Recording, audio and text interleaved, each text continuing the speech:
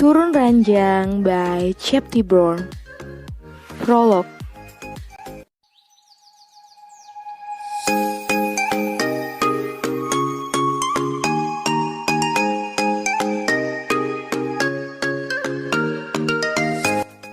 Lantunan surat Ar-Rahman terdengar begitu merdu, menggambarkan arti dari surat Ar-Rahman secara keseluruhan. Nikmat Tuhan mana yang kamu dustakan?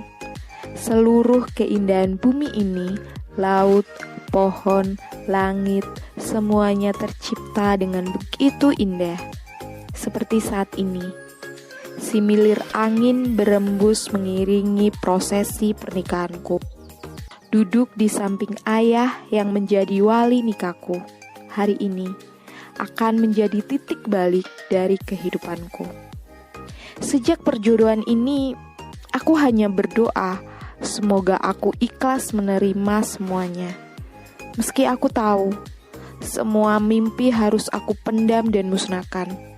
Mimpi untuk menjadi wanita karir, bekerja di bidang jurnalistik, seperti pendidikan yang sudah aku tempuh.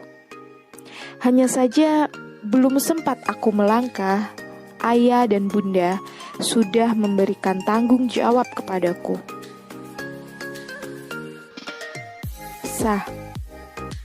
Aku tersadar saat ini. Wajahku yang sejak tadi menunduk kini terangkat. Ayah sudah mengusap punggungku dengan lembut. Hijab putih yang menutupi rambutku kini terjuntai sampai dada. Selamat nak, kamu sudah menjadi istri sahnya Kafka. Mendengar ucapan ayah itulah aku langsung menatap kakak iparku yang sekarang telah menjadi suami sahku. Ayah sedang memeluk Kafka dan memberikan ruang untukku setelahnya. Kafka kini sudah berada di depanku. Lalu tangan itu terulur. Jabat tangan ini membuat jantungku berdegup kencang. Dan ada desir halus di relung hatiku. Kafka menunduk dan mengecup keningku. Selamat datang, Rahma, istriku.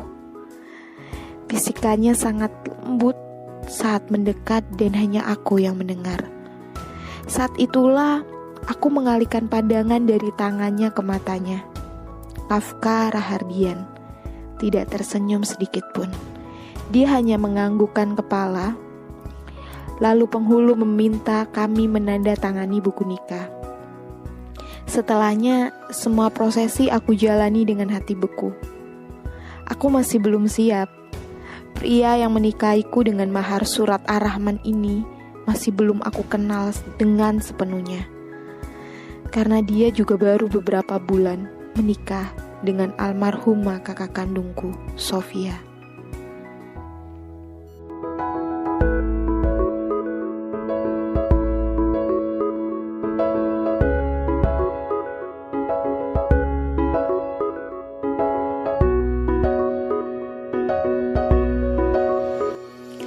Udah, gak usah nangis lagi, malu. Ucapan bunda membuat aku mengusap air mata yang terus-menerus mengalir dari mataku. Aku sudah berganti baju dengan gamis warna putih ini. Setelah prosesi akad nikah dan walimahan yang sederhana. Sore ini, Kafka langsung memboyongku untuk pergi dari kota Jogja ini. Kota kelahiranku. Kota tempat aku menaruh mimpi-mimpiku. Kota yang belum pernah aku tinggalkan selama 23 tahun ini. Tapi bagaimanapun aku mengelak dan menolak, aku harus menuruti suamiku, imamku. Rama masih tidak mau pisah sama bunda. Jawabku mencoba membujuk untuk mengizinkanku tinggal 1 malam lagi di sini. Travel bagku sudah siap di ambang pintu kamar.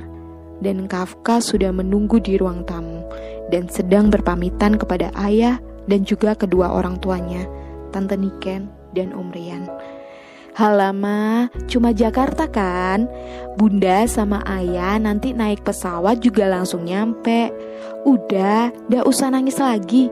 Tuh, Nak Kafka udah nungguin, kasihan dia. Ambil cuti kerja cuma 2 hari. Besok juga langsung masuk kerja kan?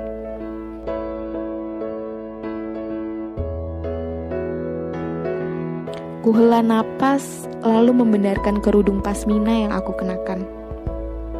Bunda tetap membela Kafka daripada aku putrinya. Kafka memang tidak tercela di mata keluargaku. Dulu Kafka menikah dengan Kak Sofia dengan ta'aruf, dan pernikahan mereka membuat iri. Karena Kak Sofia sangat bahagia selama 2 bulan. Sampai bulan lalu, kami sekeluarga baru tahu kalau kakak cantikku itu mengidap kanker darah. Dan semuanya sudah terlambat. Kak Sofia tidak bisa diselamatkan.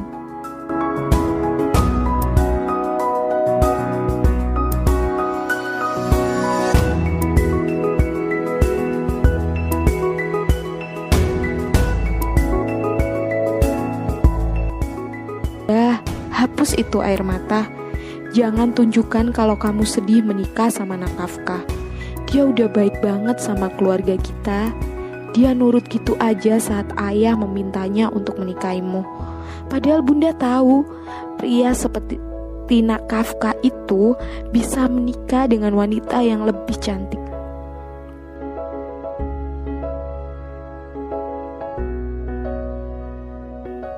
Tentu saja aku memberengut mendengar ucapan Bunda. Aku memang berbeda dengan Kak Sofia yang memang terlahir cantik. Sedangkan aku wanita yang hanya biasa-biasa saja. Rama sudah siap? Ayah sudah muncul di ambang pintu. Kuanggukan kepala dengan cepat. Meskipun masih berat, terasa meninggalkan kamar yang sudah menemaniku selama ini. Aku memeluk Bunda sekali lagi, lalu melangkah ke arah ayah. Beliau langsung memelukku dengan erat. Jadi istri yang baik ya buat Kafka. Aku hanya kembali mengangguk. Sepertinya kalau aku bicara yang keluar isakan tangis. Dan sudah aku tahan sejak semalam. Kafka sudah ada di depanku saat kami melangkah keluar dari kamar. Dia langsung mengambil alih travel bag yang aku tarik. Tanpa kata, dia mendahului kami semua. Melangkah keluar menuju mobil yang sudah terparkir di halaman rumah.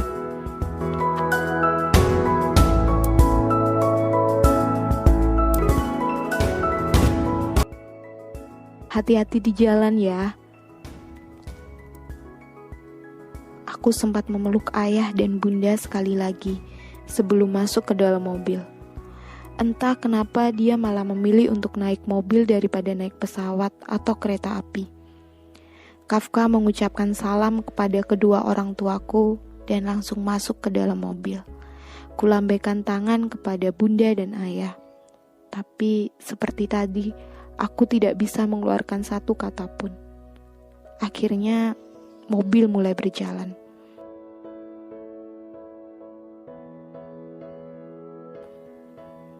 Tante Niken sama Om Rian kemana?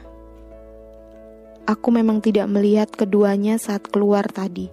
Kafka tidak menoleh ke arahku. Dia tetap fokus menyetir, membawa mobil ini keluar dari Jalan Kusuma Negara, dan juga meninggalkan rumahku. Tidak mendapat jawaban, akhirnya aku menyandarkan kepalaku di jok. Lelah mulai mendera. Lebih baik aku tidak mengatakan apapun lagi. Kafka memang tidak pernah berbicara yang tidak perlu. Seingatku, selama hampir 4 bulan menjadi kakak ipar, dia hanya pernah berbicara saat menanyakan berapa umurku. Setelahnya, tiap di pertemuan keluarga, Kafka sepertinya tidak peduli denganku. Roda mobil membawa kami keluar dari kota Jogja. Similir angin menerpa wajahku makin membuat kantuk makin terasa.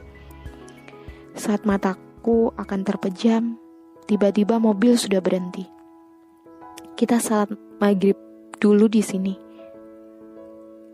Kafka mengagetkanku dan membuat aku menegakkan tubuh. Lalu dengan cepat aku menatap jam berlingkar di tanganku. Masih pukul 5 lebih.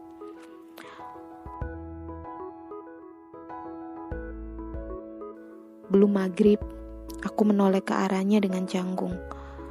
Kafka kini menatapku dan menghela nafas. Lebih baik menunggu daripada telat.